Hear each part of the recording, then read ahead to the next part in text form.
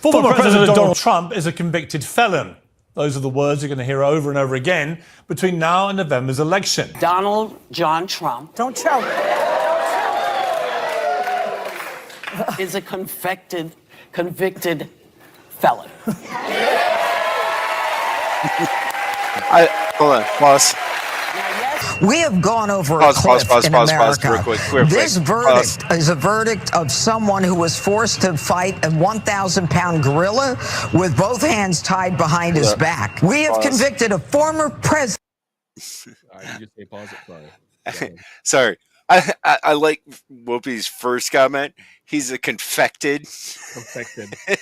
You know, like we threw powdered sugar on him. He's a confection. she has not said the name Donald Trump for such a long time until now because she want to say that he's a convicted felon. So she's so desperate to say that. Yeah. She ended up messing it up anyway. So I was like, oh my goodness, that was great. One of the greatest gaps I've ever seen from her. It's like, okay, her fat kid moment showed. Yeah. She's a piece of work. Don't get me wrong. I'm a fat kid. I love my sweets. But man, when you let it show out on national television like that, it's hilarious. I'm sorry. I had to point it out. Okay. All right. You can back it up a little bit. Yeah. There we go. Don't choke. Between now and November's election. Donald John Trump. Don't choke. Is a convicted felon. I'm sorry. It gets me every time. He's a confected. Yes, we threw powdered sugar on him. He's so sweet. Yeah, now she can say his name just to attach it to convicted felon. Yeah. Desperate. So desperate. Oh. He still can't say it right. Is a convicted felon.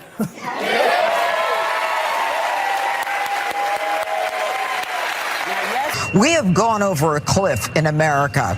This verdict is a verdict of someone who was forced to fight a 1,000-pound gorilla with both hands tied behind his back. We have convicted a former president of the United States of America. We've gone over a cliff. Okay, so we have the left wing saying this is the greatest day in American history, and the right wing saying this is the darkest day in American history. Let's just look at the facts.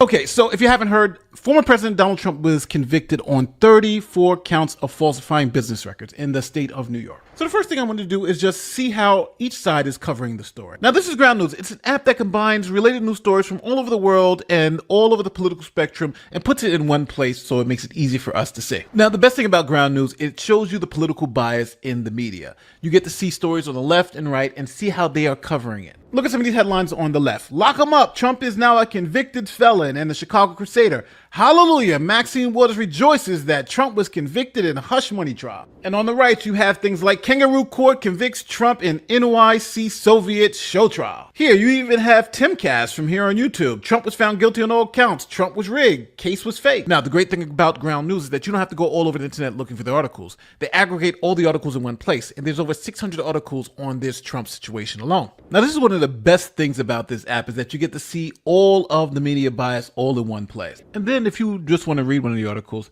it takes you directly there by clicking read the full article. So let me do something crazy. Let me try to pull back and let you determine if the left side has it more correct or the right side has it more correct. Now, if you're a fan of getting the full picture, go to ground.news/Nate. That's ground.news/Nate. You'll get 40% off unlimited access. Now, let's cut through the crap and try to see this Trump trial without the media bias. So to accomplish this goal, we are going directly to the documents. This is the indictment. This is the statement of facts that led to the indictment, and these are the jury instructions.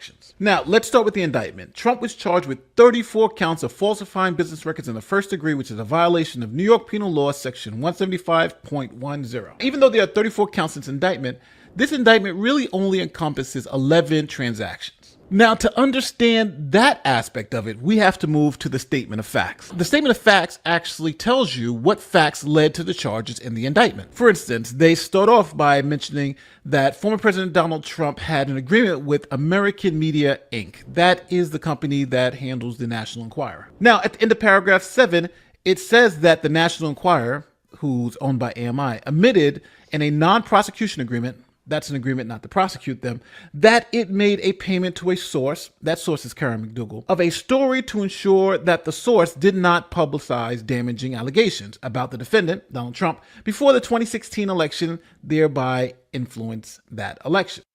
I don't care what anyone else is telling you. This whole conviction and this whole trial came down to one particular story.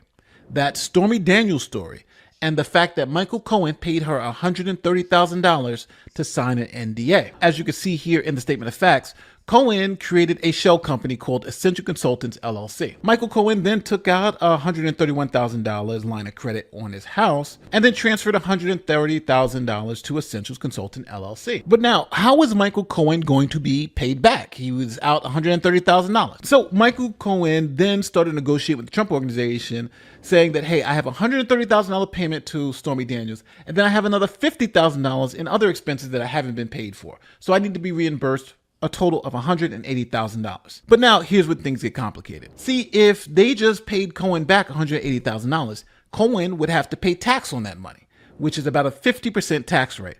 So out of $180,000, he would only get about $90,000. So the Trump Organization agreed to pay Michael Cohen $360,000. Double. So when he paid his taxes, he would get $180,000 back. And then because Michael Cohen was a good employee, they gave him a $60,000 end of the year bonus. So that made the total that Michael Cohen was going to be repaid $420,000. Now, to pay Michael Cohen back, the Trump Organization decided to cut up the payments into 12 installments of $35,000 a month over the course of a year. Now, each payment would be labeled legal services rendered for that particular month. So, for instance, the first payment that was in January would be labeled as legal services that Michael Cohen rendered in the month of January. Now, the Trump team had confirmed that this was the plan. For instance, here's Rudy Giuliani and former President Trump explaining how this all worked. And Michael Cohen? Why isn't that having something? Where's Mueller on that, sir? Having something to do with paying some Stormy Daniels woman $130,000? I mean, which is going to turn out to be perfectly legal. That money was not campaign money. Sorry, I'm giving you a fact now that you don't know. It's not campaign money. No campaign finance violation. So they funneled it through the law firm. Funneled through a law firm, and the president repaid it. Oh, I didn't know he did. Yep. There's no campaign finance law. Zero. So the president. Just like Sean. So this decision was made by. Everybody was nervous about this from the very beginning. I wasn't. I knew how much money Donald Trump put into that campaign. I said, $130,000. He's going to do a couple of checks for $130,000. When I heard Cohen's retainer of $35,000, when he was doing no work for the president, I said, well, that's how he's repaying. That's how he's repaying it, with a little profit and a little margin for paying taxes for Michael. But do you know the president didn't know about this? I believe that's what he didn't Michael know about said. the specifics of it, as far as I know. But he did know about the general arrangement that Michael would take care of things like this, like I take care of things like this for my clients. I don't burden them with every single thing that comes along. These are busy people. Did you know about the payments? Later on, I knew. Later on. But you have to understand, Ainsley, what he did, and they weren't taken out of campaign finance. That's a big thing. That's a much bigger thing. Did they come out of the campaign? They didn't come out of the campaign. They came from me, and I tweeted about it. You know, I don't know if you know, but I tweeted about the payments. But they didn't come out of campaign. In fact, my first question when I heard about it was, did they come out of the campaign? Because that could be a little dicey. And they didn't come out of the campaign, and that's big. But they weren't, it's not even a campaign violation. So this confirms that there was an arrangement. Trump and Trump's attorney, Rudy Giuliani, said Trump knew about the arrangement, and that since this money didn't come from campaign contributions, it was out of Trump's own pocket, there was nothing illegal with this arrangement. The FEC and the federal government also agreed with this assessment because when they investigated, they cleared the Trump organization of any wrongdoing. And here is a former commissioner of the FEC explaining why this was okay. Hi, I'm Hans von Spakovsky. I'm a senior legal fellow at the Heritage Foundation, but I also spent 2 years as a commissioner at the Federal Election Commission. That's the federal agency responsible for enforcing the Federal Election Campaign Act, which regulates how candidates for federal office raise and spend money. The supposed campaign finance violation that the U.S. Attorney's Office in New York is claiming is actually not a violation of campaign finance laws. Here's why. In order for the rules to apply, it has to be a campaign-related expense. The Justice Department only once before has tried to claim that these kind of payments are a campaign-related expense. That's when they attempted to prosecute John Edwards. Remember that case? Contributors to John Edwards actually paid money to his mistress, who actually was working for the campaign and had his child. A jury did not believe these were campaign-related expenses, and in fact, John Edwards had 2 former commissioners of the FEC there to testify these were not campaign-related expenses. In fact, when the FEC audited his campaign, the agency itself concluded these were not campaign-related expenses. So this really is not a problem for the president, even though Michael Cohen is pleading guilty to this, because the U.S. Attorney's Office is basically being over-aggressive on this issue. If you take their views to its extreme, it would mean that any time a candidate pays off a legal claim against it, that's a campaign-related expense. Well, if that's the case, remember in 2017, it was reported that members of Congress have paid over $17 million to pay off almost 300 claims made against those members of Congress for sexual harassment and other claims like that. If the U.S. Attorney's Office is right, then all of those would be campaign-related expenses. Why? Because those payments were meant to silence the people making the claims so that the candidates would not be embarrassed.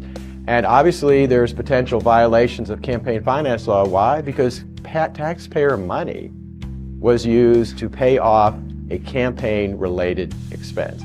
That just shows how irrational the view is of the U.S. Attorney in the Southern District of New York, and how far outside it is of the usual view of campaign finance law and violations under it. Now, over the next 11 months, Michael Cohen was issued 1 check per month for $35,000, 11 checks in total. Now, with each one of those checks came an invoice, and the company recorded it in a ledger. Now, if you do the math, that's 33 counts. But the reason why there's 34 counts is because on the first check, they made 2 entries into the general ledger and only issued 1 check. So now we've seen the government's side of the coin, what they're alleging, why they're alleging it, and why each. Real quick, I also want to add in that while Michael Cohen was on the stand, he also testified that he was skimming money off of Trump's books. Yeah. While he was doing all the finances for Trump to the tune of, I think, $60,000. That's crazy. In addition to all this money he's being paid for all this out of Trump's personal pocket. Yeah. Now they're gonna say that's not relatable to the case. That's why they didn't even consider it, because they should have considered that, I think. Yeah. So, I mean, just saying, not only did Cohen set all of this up, Cohen did it all out of his own pocket on his own dime, but he also stole from Trump. Yeah. All right. Thank you, Vader's daughter. Thank you for stopping by. Appreciate you. So who's really at fault in all this? Obviously, it's not Trump. Yeah. Good point. All right, let's keep going. It's side of the coin, what they're alleging, why they're alleging it, and why each count is what it is. But now let's talk about the defense. Now, the first claim of the defense is selective prosecution. The Manhattan DA who prosecuted the case, his name is Alvin Bragg. He actually ran on a platform to, quote unquote, get Trump. And again, his platform was he is going to get Donald Trump. And we are together with Alvin Bragg today, running for Manhattan District Attorney to try to remove Cy Vance, I think, whose Cy's been sitting on the gig for a couple of decades. Right, Alvin? He's a decade. He's going on 12 years at the end of his term. So 12. So I have my issues with Cy Vance, and there's things that I believe he hasn't done well. But one of the things leading into this vote for the Manhattan District Attorney's Office, I know a lot of people are wondering, whoever has this job, are they going to convict Donald Trump? Look, that is the number one issue. We know he's investigating. And what I'll say is I was the first to announce against Cy Vance. I too have a lot of issues, which is why I decided to run. I'm the candidate in the race who has the experience with Donald Trump. I was the chief deputy in the Attorney General's office. We sued the Trump administration over 100 times for the Muslim travel ban, for family separation at the border, for shenanigans with the census. So I know how to litigate with him. I also led the team that did the Trump Foundation case. So I'm ready to go wherever the facts take me and to inherit that case. And I think, it'd be hard to argue with the fact that that'd be the most important, most high profile case. And I've seen him up front and seen the lawlessness that he can do. And you believe it should happen? I believe we have to hold him accountable. I haven't seen all the facts beyond the public, but I've litigated with him. And so I'm prepared to go where the facts take me once I see them and hold him accountable. Now, the second claim may not be as obvious. All right. Well, Darth Vader's daughter, thank you so much for sharing that. God bless you. It's really good to hear. You've been sober for, 3 years now. Well, we knew each other for 3 years thus far. Yeah. That is amazing. Well, praise the Lord. God bless you. Amen. Going back to what this Alvin Bragg guy is out of his mind crazy. Like, simply on that He's case just alone, as bad as Letitia James. Yeah, simply on that case alone. The lawyer that I listen to has a good way that he explains it. Like, it's okay for a person to say, I'm going to go get Donald Trump, right? But the problem is, for example, you can say, I'm going to go get like a drug dealer or someone. I'm going to take down a mob, some gang-related activities. That's different. Mm-hmm.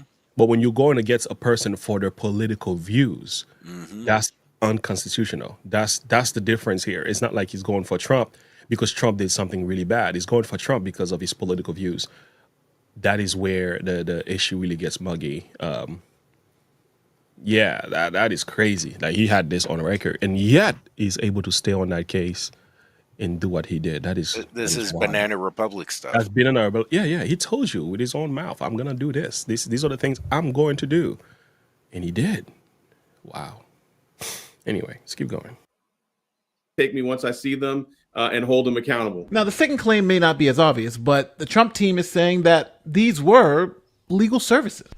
Let me explain. Michael Cohen was Trump's lawyer, and Michael Cohen was tasked with negotiating settlements with people who made claims against the president. So, when Stormy Daniels made this claim against Trump, Michael Cohen went in and did exactly what he was paid to do. Negotiate a settlement, make the payment, and then get reimbursed for that payment. Legal services rendered. Now, the third argument was pretty simple. This was Michael Cohen's job for the past 10 years. Michael Cohen was known as Trump's fixer. So this wasn't anything special for the campaign, but something they had been doing for years. Now, even though morally it may seem suspect, but Donald Trump didn't want his wife and family to find out that he was having these affairs with these women. This wasn't in the furtherance of the presidential campaign, which would be illegal, but this was a man who wanted to keep his secrets from his wife. Immoral, yes, but illegal, Not so much. Trump's last argument, which most people think is the strongest, is their argument against violations of the Federal Elections Campaign Act. The campaign finance law piece is extremely, and I mean extremely important, because the New York state government had to prove that Trump and the Trump organization violated federal campaign finance laws. If the New York prosecutors can convince a New York state jury that the Trump organization violated federal election law, then they can charge Trump and the Trump organization with felonies instead of misdemeanors. The Trump team's argument is simple. As CNN reports, the feds actually cleared the Trump organization of any campaign finance violations in regards to these payments to Stormy Daniels. But now you have a jury in New York State sitting claiming that, yes, the Trump organization did in fact violate campaign finance law. So on one hand, you have the federal government saying, yes, the Trump organization didn't violate federal law when it comes to campaign finance.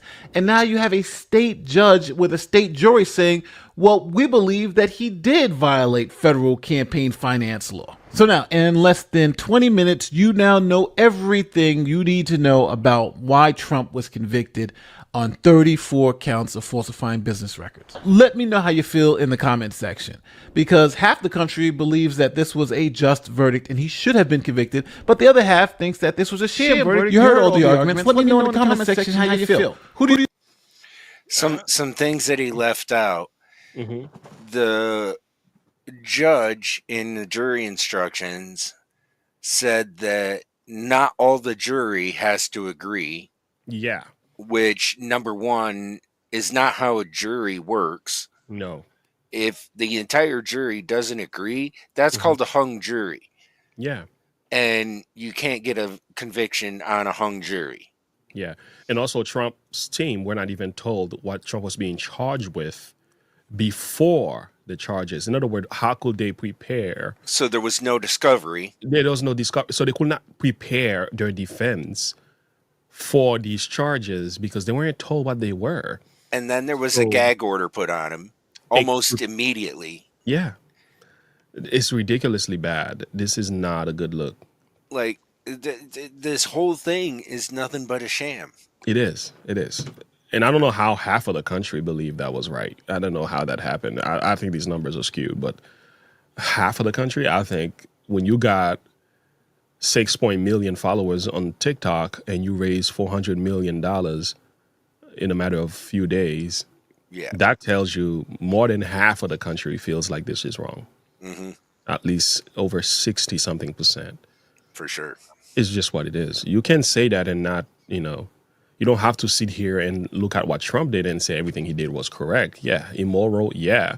But to say that it is illegal, unlawful, no, it's not unlawful.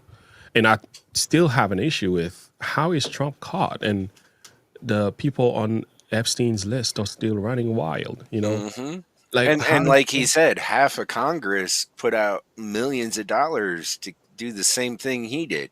Yeah. And yet they're still serving in Congress. Yeah, I don't understand this logic. This is not really making any sense to me,